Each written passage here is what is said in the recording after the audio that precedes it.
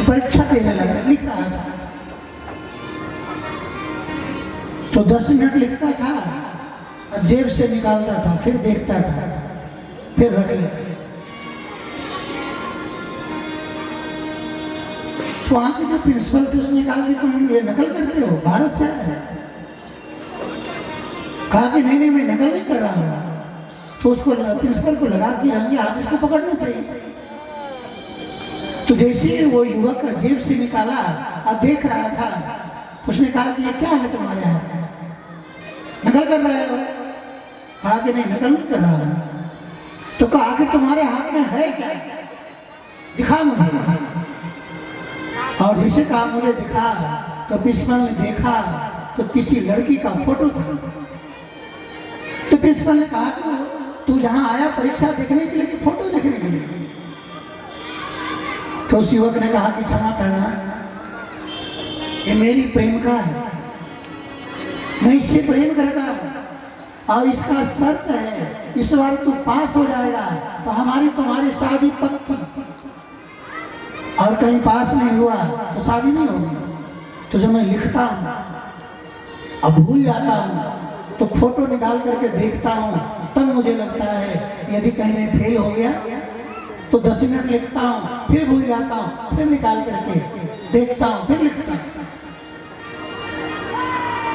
तो कोई व्यक्ति फोटो देख करके परीक्षा में पास हो जाए तो हमारी रामायण, हमारे भागवत, जिसके लिए बड़े बड़े अमलात्मा विमलात्मा योगी लोग काम को परित्याग करते, क्रोध को परित्याग करते, निरंजन जंगल में जाते, सूखे वृक्ष के पत्ते खाते, नदी के पानी पीते, और वो ये रामायण भागवत गीता हमको देते हैं, तो क्या हम भवसागर से पार नहीं हो सकते?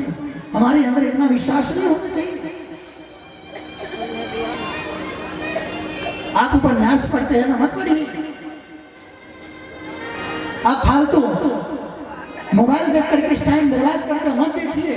रामायण पढ़िए, भागवत देखिए, गीता देखिए, उपनिषद पढ़िए। ये ज्ञान हम लोगों को विरासत में मिला है। वेद वेद विद ज्ञानी धातु है। जैसे कोई व्यक्ति विरासत में पा जाता है ना, उसको परिश्रम नहीं करना पड़ता है, वैसे ही वेद में भी ज्ञान हमारे पूर्वजों का देन है, हम उससे दूर भागते जा रहे हैं। एक बार एक व्यक्ति हमसे कह रहा था, महाराज जी आजकल तो बच्चा 1-2 साल का होता नहीं कि स्कूल भेज दिया जाता है पढ़ने के लिए विदेशों में।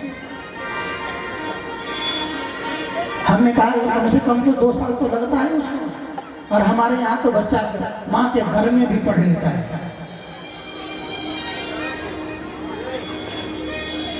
महाभारत में कौल नाम के एक ऋषि हो गए, आप लोगों ने नाम सुना हो? उनकी पत्नी गर्भवती थी, तो अपने पत्नी को वेद मंत्र सुना रहे थे। जब वेद मंत्र सुना रहे थे तो उनकी अंदर से आवाज आई, पिताजी आप गलत बोल रहे हैं, अशुद्ध बोल रहे हैं, मत बोलिए, ये वैदिक मंत्र है। कौल ऋषि को क्रोध आया, और क्रोध में आकर के कहा क्यों, ये अभी माँ के गर्भ में है तो इतना टेढ़ा है, ये बाहर निकलेगा तो क्या करेगा? तो कहा जाओ तुम 8 जगह से टेढ़े हो जाओगे। और उनका नाम आप लोग जानते हैं, क्या नाम है बताओ? अष्टावक्र। आज भी दुनिया में अष्टावक्र गीता प्रसिद्ध है। थोड़ा सा भी कोई पढ़ने लिखने वाला लोग है तो अष्टावक्र गीता को सब जानते हैं। अच्छा वो बालक पैदा हुआ तो 8 जगह से टेढ़ा मेढ़ा था। महाराज जनक के यहाँ पहुंचे सभा में, तो अष्टावक्र जब सुना कि महाराज जनक के यहाँ विद्वानों की सभा लग दी, तो अष्टावक्र गए सभा में। और जब अष्टावक्र सभा में गए तो इनकी चाल तो टेढ़ी मेढ़ी थी, 8 जगह से टेढ़े थे, पिताजी का श्राप था।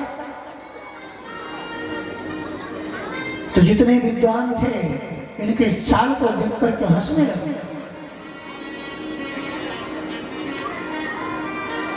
अष्टावक्र ने जब विद्वानों को और देखा तो अष्टावक्र ने कहा कि मैंने सुना था महाराज जनक के यहाँ विद्वानों की सभा लगती है, लेकिन आज पता चला कि जनक के यहाँ विद्वानों की सभा नहीं, ये तो मूर्खों की सभा है।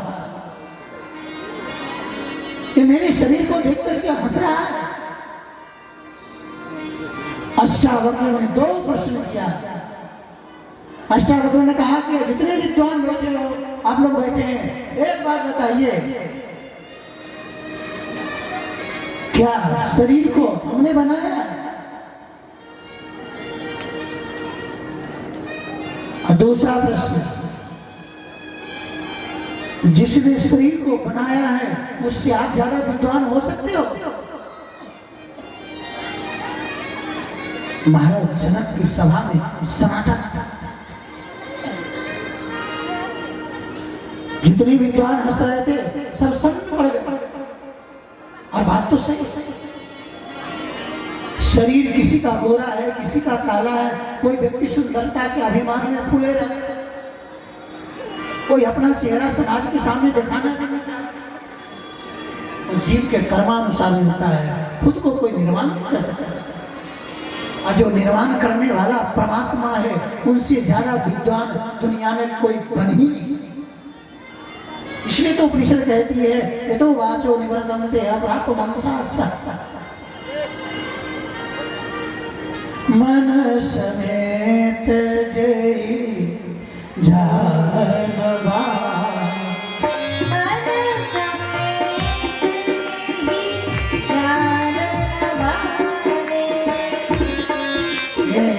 गोस्वामी ने लिखा है कि हमारे आपके मन परमात्मा तक नहीं पहुंचती, मन समेत। ये तो वाचो निवर्तन्ते अप्राप्य। लोग कहते हैं भगवान बुद्धि में क्यों नहीं आते, भगवान मन में क्यों नहीं आते? खाक तुम्हारे मन में भगवान आएंगे? परमात्मा हमारे मन से परे हुए अलग ऊपर है। जहां से हम कल्पना करते हैं ना, हमारे सोच से परे। तो मैं आपसे एक चर्चा कर रहा था, भगवान कृष्ण के घर में 8 पटरानी है, लक्ष्मणा है, नग्न जीती है। लक्ष्मणा के भाई चाहते थे कि मेरे बहन के विवाह दुर्योधन के साथ में हो, और लक्ष्मणा चाहती थी कि मेरा विवाह कृष्ण के साथ में हो। भगवान कृष्ण गए और जाकर के बड़ी सभा में से उनके भाइयों को परास्त करके उठा करके ले आए, विवाह किया द्वारका। नग्न जीती। दक्षिण कौशल के राजा थे, इनके यहाँ 7 बैल था, बड़े बड़े मरखना, लंबे लंबे सींग वाला। इसके पिताजी की प्रतिज्ञा थी कि जो ये 7 बैल के नाक में नट्टी पहना देगा उसके साथ मैं अपनी बेटी का विवाह करूंगा।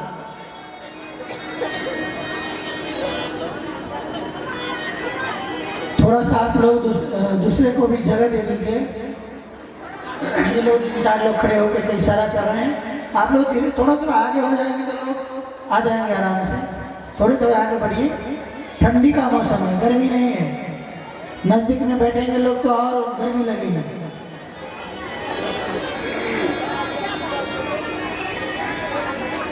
पार करेंगे नैया।